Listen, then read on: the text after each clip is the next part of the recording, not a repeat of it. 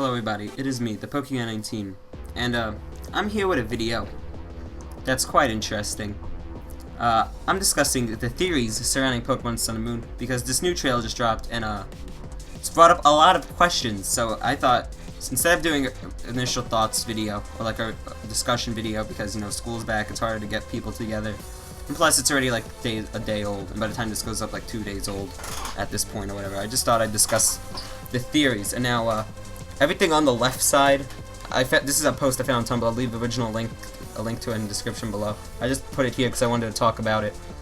And everything on the right is what I added. I added my own stuff to this because I want to add my own personal injections into this theory to make it a little bit more interesting. And I want to see what you guys think. Leave your thoughts in the comments below. But also, you know, if you don't want spoilers for the game, you shouldn't have even clicked on this video.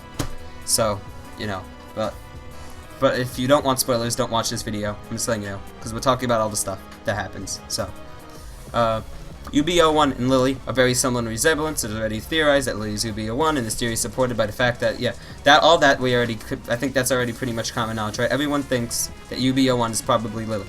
And since frickin' Lily, Lusamine, and Gladion all look similar, they all have the green eyes and the blonde hair. And 2 of them have blonde hair, covering an eye, by the way. It's plausible that they're related. And as a result, it's assumed that if they're related, they might mean they're also Ultra Beasts, because it's been confirmed multiple Ultra Beasts exist. So, the theory right now is that if she's an Ultra Beast, the rest of them might be Ultra Beasts. But then that's 3. But then I thought, you know who else kind of looks like they have blonde hair and green eyes? My boy Faba over here, right? Like, you know, its color doesn't quite match, it's a little bit grayer. But he's also balding, so, you know, he might be trying to play the role of, like, an older guy. Like an older man. So, like, it's graying a little bit. And you can't really tell if his eyes are green because of the green visor. But the green visor makes his eyes appear a dark green, which might be a result of his eyes being green. Like, I don't know if there's any other color that when you put green in front of it, makes it look like a dark green. I don't know. But this is just going off the theory that his eyes are green, and then the green of the lens makes him look a dark green. Like I said, this is the part I added, so there's not really much theory behind this. But I said, so could it be a possible father or older brother of Lily and Gladion? I'm assuming more father because this is what I'm assuming. That Faba is supposed to be like the father, and I just realized that would make sense because father and Faba both start with FA.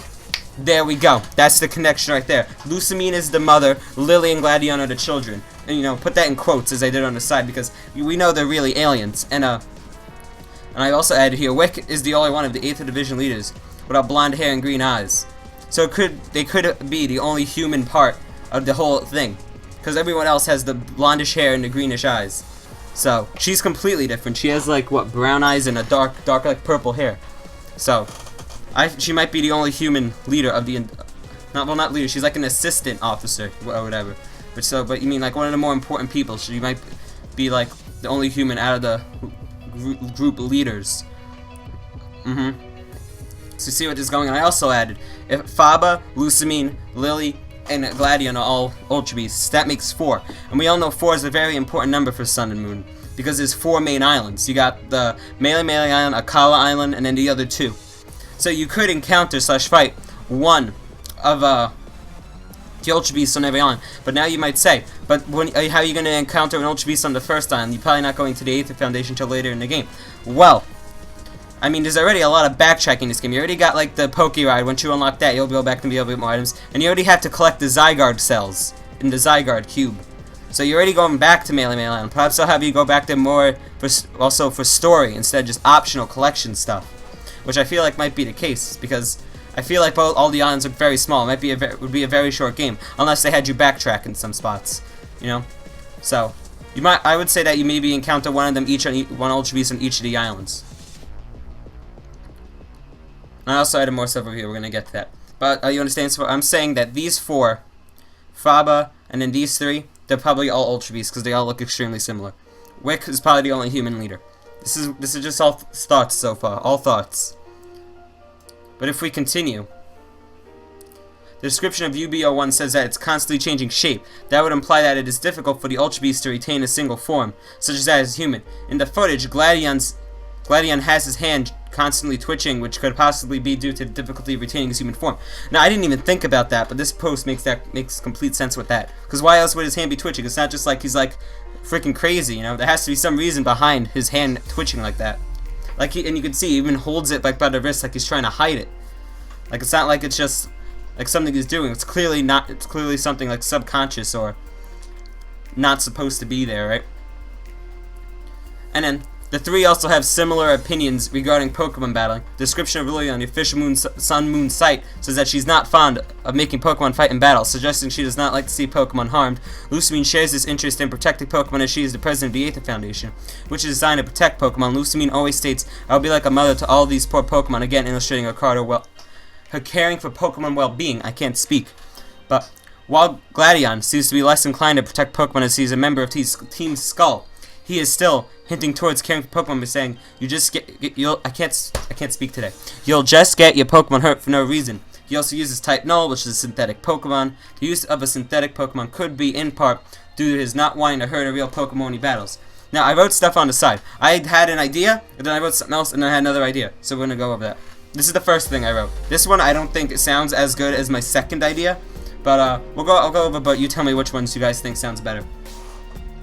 Maybe Gladion has broken away from the rest of the family such as Ultra Beasts. Maybe he believes that his kind invading the Pokemon world to protect experimental Pokemon was not just, so he left, taking one of the experimented Pokemon, being Type Null, with him as a way to protect it. I wrote that. I was like, oh, you know, that doesn't really, it didn't have that much, like, doesn't sound like that's the most, believable story.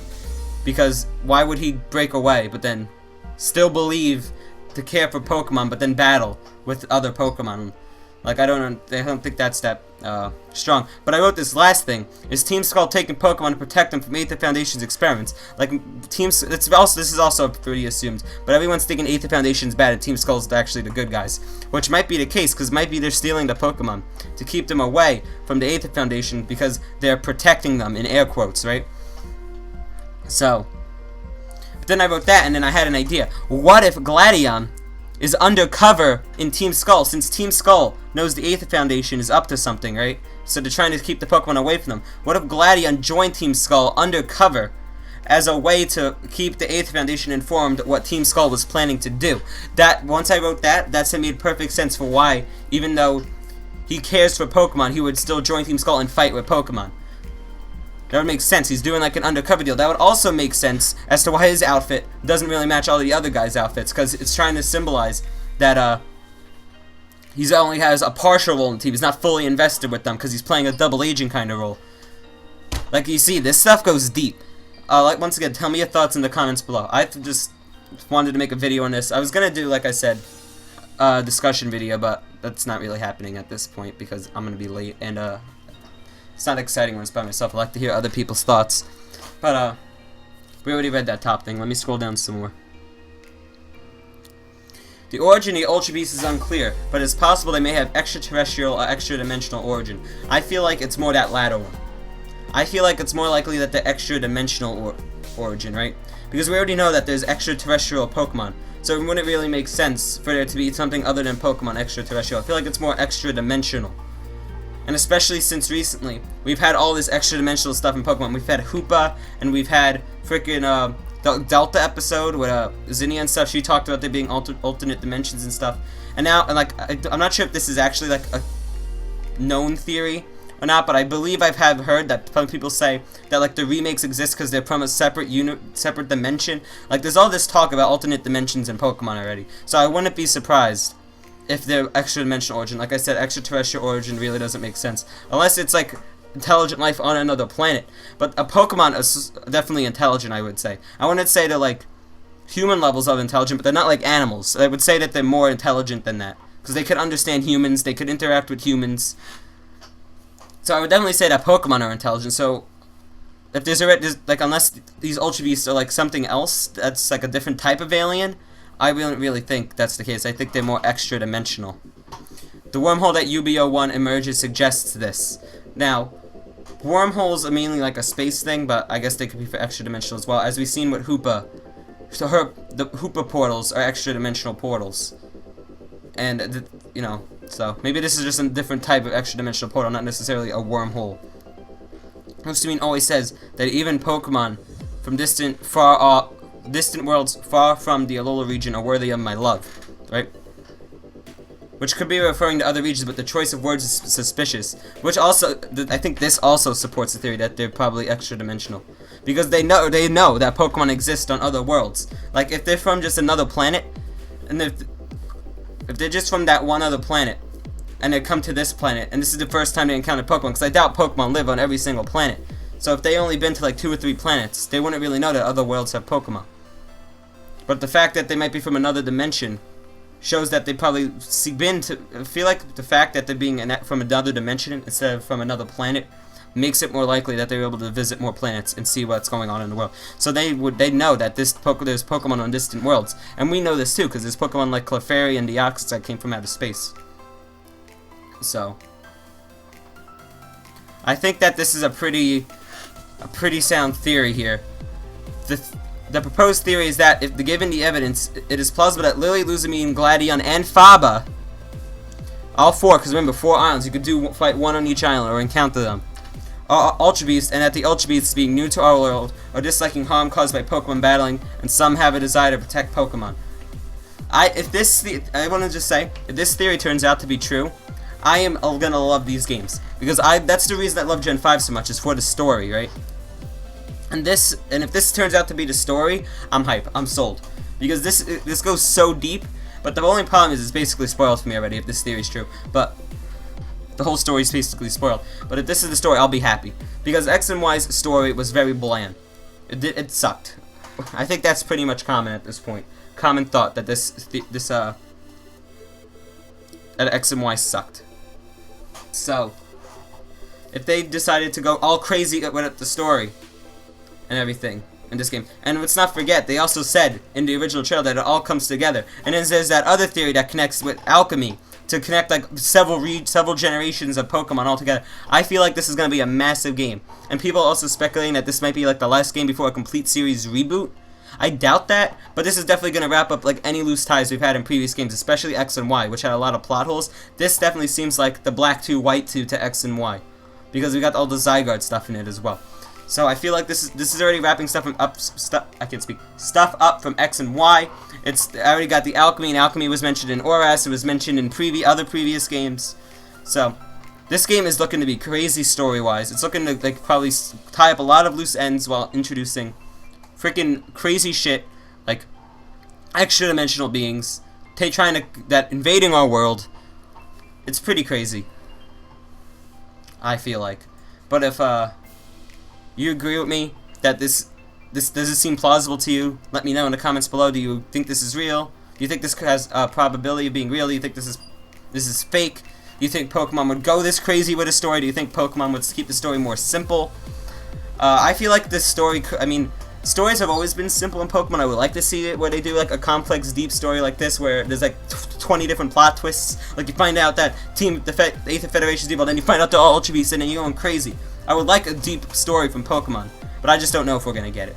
I just wanted to share this theory with you guys. I thought it was cool, and I think it's something different besides doing another discussion video about talking about the same stuff you've seen like 20 other YouTubers talk about already. I wanted to just talk about this, so leave a like if you enjoyed, and I'll see you guys next time. Peace.